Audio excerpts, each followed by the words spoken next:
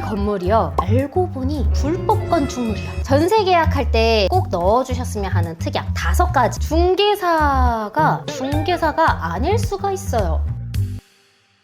안녕하세요, 공인중개사 지주입니다. 찌주. 전세 사고 나는 유형 중에 가장 흔한 케이스라고 하면요, 깡통 전세라고 들어보셨어요? 탕탕 비어있다는 거죠. 융자라든지 보증금이 꽉 차 있어서 돈을 돌려주기 어려운 위험한 집을 깡통 전세라고 합니다. 요거를 확인하기 위해서는 첫 번째, 등기부등본을 확인하는 거예요. 위에 보시면 표제부, 갑구, 을구, 요약 이렇게 4가지 파트로 나눠져 있는데요. 사람도 개인정보라는 게 있잖아요. 건물들도 마찬가지예요. 소재지, 면적, 건물의 용도, 층수, 구조 이런 것들을 알 수 있습니다. 그리고 아래쪽에 갑구랑 을구가 있는데요. 간단합니다. 갑구는 소유권에 관한 사항, 을구는 소유권 이외의 사항이에요. 우리가 소유권이라고 하면 결국 누가 주인인가 라는 뜻이잖아요. 주인의 이름, 주민번호, 앞번호, 주소 같은 것들이 간략하게 나와 있습니다. 그럼 반대로 을구에는 어떤 게 들어가 있을까요? 대표적으로 맞아요, 융자를 여기에서 확인해 주실 수가 있어요. 은행에서 대출을 받으면 여기 을구에 근저당권 얼마 어떤 은행이 언제 잡았는지도 나와 있어요. 그리고 전세권, 전세로 들어가서 사는 거랑은 달라요. 전세권 설정을 한 세입자가 있다면 요 을구에도 표시가 됩니다. 자, 그러면 우리가 등기를 볼 때 결국에 을구만 보면 되네요? 융자? 아닙니다.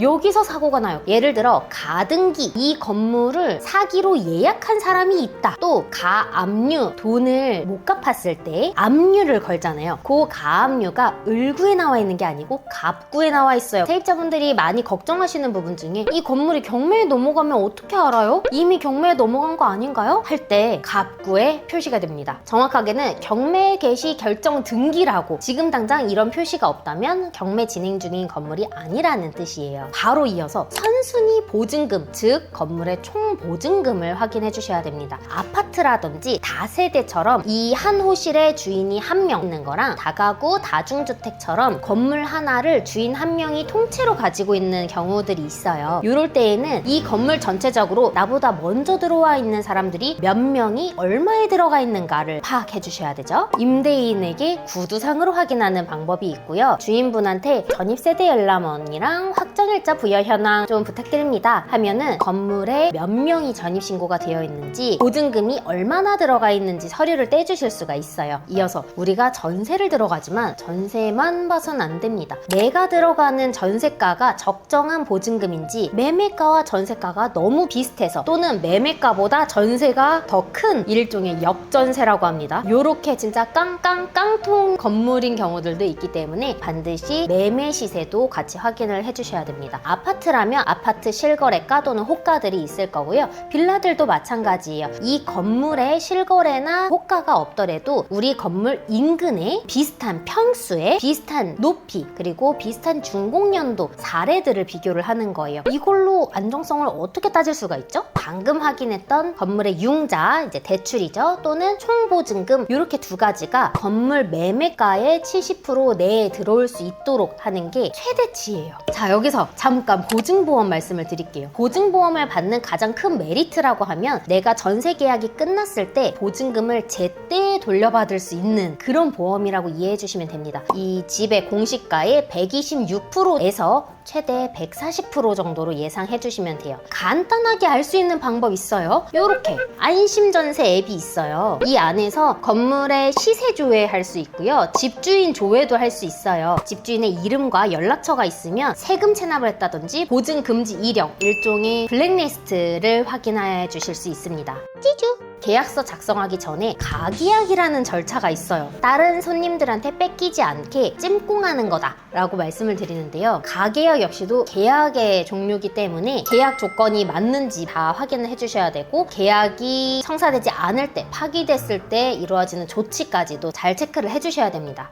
이제 저는 공인중개사만 믿으면 될까요? 아니요, 큰일 날 소리. 중개사가 아닐 수가 있어요. 우리 집 계약을 진행해준, 나에게 집을 보여준 이 사람이 공인중개사인지 어떻게 확인을 하나요? 첫 번째, 공인중개사 협회에서 개업공인중개사 이 사무실을 또 검색을 해주실 수가 있고요. V월드라는 곳에서도 대표 공인중개사인지 소속 공인중개사인지 중개보조원인지도 체크해 주실 수가 있고요. 우리가 가시적으로 봤을 때에는 부동산 사무실에 오셔서 반드시 벽에 어딘가에 걸려 있어요. 자격증이요. 등기와 이어서 요번에는 건축물 대장도 확인을 합니다. 대지 면적, 건축 면적, 연면적, 용도, 층별 면적, 간단한 소유주 내역, 그리고 이 건물이 언제 지어졌는지 이러한 건물의 정보들을 보실 수가 있는데요. 이 건물이요, 알고 보니 불법 건축물이야. 요걸 어디서 확인하느냐면 여기 위반 건축물 노란색 박스가 있어요. 왜 주의를 해야 되냐면 내가 계약하는 이 건물 또는 그 해당 층의 위반 내역이 들어가 있으면 대출 심사가 안 됩니다.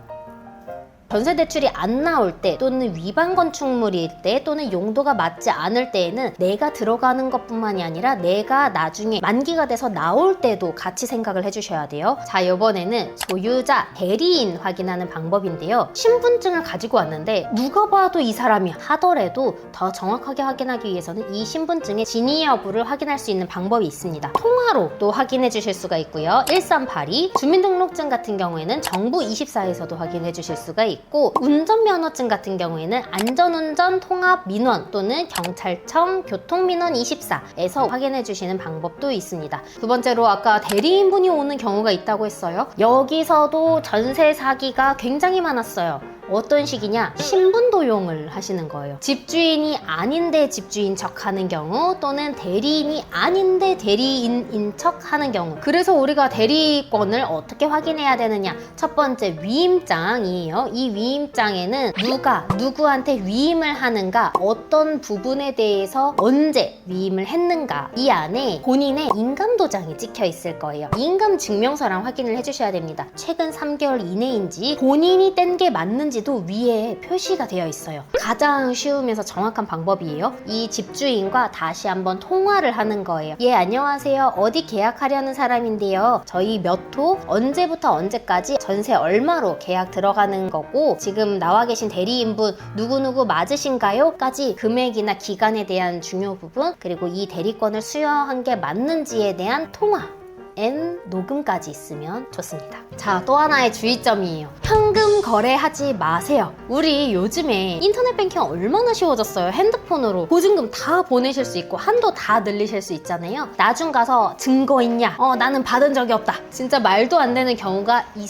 있으니까 되도록이면 현금 거래를 피해 주시고요. 선순위 확인하는 건데요. 이걸 생각보다 하기 귀찮아 하시거나 할 줄 몰라 하시는 분들이 계세요. 더 쉬운 방법이 있어요. 우리 계약하시는 전세 세입자분이 직접 확인하실 수 있습니다. 오늘 계약하는 계약서를 가지고 동사무소, 주민센터, 행복센터 다 같은 곳인데요. 여기 가셔서 전입세대 일람원 또는 확정일자 부여 현황 이렇게 두 개 다 확인하실 수가 있고요. 세무서 가셔서 이 임대인의 국세, 지방세 체납 확인을 같이 해주실 수가 있어요. 전세 계약할 때 꼭 넣어주셨으면 하는 특약 5가지 말씀드리겠습니다. 1번, 임대인은 임차인의 대항력이 발생되기 전까지 근저당권 등 추가 등기를 설정하지 않기로 한다. 입주를 한다고 해서 잔금을 한다고 해서 바로 대항력이 생기는 게 아니에요. 우리가 전입신고를 한 다음 날 밤 12시 땡 하면 그때부터 대항력이 발생하기 때문에 아예 명확하게 대항력이 발생되기 전까지 라고 명시를 해둡니다. 두 번째, 본 계약은 전세자금 대출로 진행하며 건축물 상의 문제로 대출 승인 불가 시 임대인은 계약금 전액을 반환한다. 임대인이 임차인의 대출 여부에 적극적으로 동의를 해주는 경우 생략해 주시면 임차인에게 더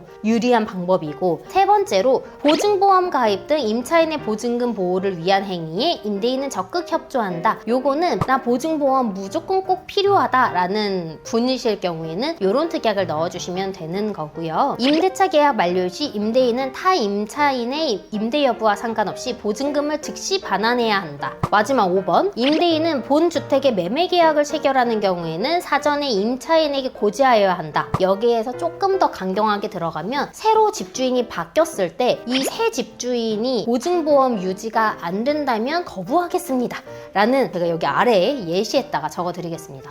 이제 계약도 다 끝났는데요? 전입신고랑 확정일자를 받아주셔야 돼요. 이 전입신고라는 건 대항력을 위한 거라고 말씀을 드렸어요. 요게 하루에 2중, 3중, 10중으로 전세를 받는 그러한 사기 사례들도 또 있었습니다. 꼭 미리미리 해주셔야 되고요. 인터넷으로도 전입신고 가능합니다. 그리고 확정일자는요, 우선 변제권이라는 거예요. 혹시라도 이 건물이 경매에 넘어갔을 때에는 먼저 들어온 순서대로 돈이 분배가 되는 거라고 이해해 주시면 됩니다. 제가 이사하는 날에도 확인해야 되는 게 있을까요? 네, 가장 중요하게 또 등기예요. 우리 지금 등기 몇 번째죠? 3번째예요. 첫 번째, 계약을 하기 전에 계약 날이 다르다는 가정하에 계약 날, 그리고 마지막으로는 입주 날에 다시 한번 확인을 해야 됩니다. 융자가 생긴 게 없는지, 어떤 걸 수리하기로 했으면은 특약 이행됐는지도 확인해 주셔야 돼요. 근데 중개보수는 얼마나 하죠? 바로 인터넷에 중개보수 계산기, 중개수수료 계산 칸만 입력하면 바로 계산이 되는데요. 전세 1억이다 하면 30만 원이고요. 부가세 별도 2억일 때는 60만 원, 전세 3억일 때는 90만 원, 현금 여수중 가능해요. 찌쭈! 마지막으로 공인중개사법이 조금 더 강화가 됐어요. 계약을 하면 계약서가 있고요. 일종의 체크리스트의 개념으로 확인설명서라는 서류가 있어요. 이렇게 임차인이 직접 서류를 확인할 수 있는 기재가 되어 있고요. 최우선 변제금, 이제 소액 임차인에 한해서 얼만큼의 보증금까지 가장 먼저 받을 수 있는지, 우리 집 시설에 대한 대략적인 상태도 아실 수가 있고요. 맨 뒤쪽에는 중개보수 금액까지 있기 때문에 오늘 영상에서 설명드렸던 부분 중에 헷갈릴 수 있는 부분은 이 확인설명서 하나로 다 보실 수가 있습니다. 최대한 핵심만 요약해서 정리해봤고요. 지주 채널에서 풀 영상 보실 수 있습니다. 좋은 공인중개사분과 좋은 인연 되셔서 안전한 전세 계약 되세요. 그럼 안녕!